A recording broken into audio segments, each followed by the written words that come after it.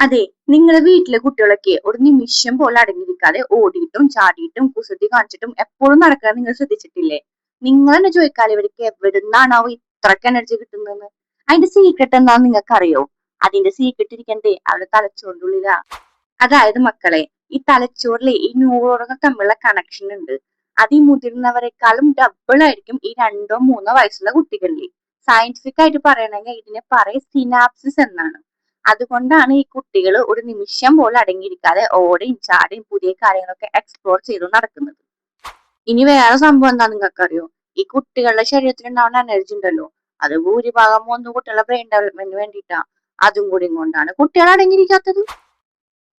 അപ്പൊ next time ഉണ്ടല്ലോ, കുട്ടികളോട് ഇട്ടാ ഒന്ന് അടങ്ങിയിരിക്കടാ എന്ന് പറയുന്നതിന് മുമ്പേ അവർ ഓടിയും ചാടിയും കുസൃതി കാണിക്കുകയും ചെയ്യുന്നത് അവരുടെ തലച്ചോറ് വികസിക്കുന്നതിന്റെ ഒരു ഭാഗമാണെന്ന് ഒന്ന് ആലോചിക്കണേ. അപ്പൊ ബൈ.